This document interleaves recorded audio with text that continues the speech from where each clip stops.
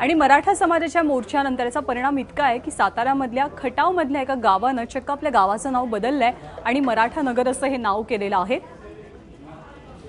खटाव तालुक्यातील गुंडेवाडीनं आपल्या गावाच्या नावात बदल केलाय। गावामध्ये एक गाव एक गणपती, एक दुर्गोत्सव, एक मंदिर, एक यात्रा असे प्रयोग राबवले जातात। या गावची लोकसंख्या 1400 असून सर्वच मराठा समाजातले लोक इथे आहेत। याशिवाय या ग्रामपंचायतीनं मराठा मोर्चाच्या मागण्यांच्या समर्थनासाठी एक ठराव सुद्धा मंजूर केलेला आहे। आरक्षण आणि अॅट्रॉसिटी कायद्यात बदल करावा अशी या गावकऱ्यांची मागणी आहे।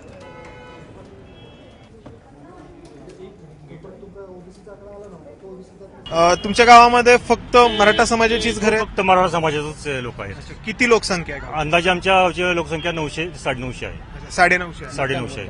मतदान 950, मतदान संख्या 1400 आहे। कारण आजच्या या परिस्थितीत गुंडेवाडी गावात पूर्णपणे 100% समाज मराठा समाजाचा आहे आणि आजच्या ह्या वातावरणात, मोर्चाच्या वातावरणात किंवा मराठा जागृतीच्या दृष्टीनं आमच्या गावाचा आदर्श बाकीच्या गावांनी घ्यावा आणि मराठा या विषयावर जनजागृती व्हावी हा मुख्य हेतू आहे।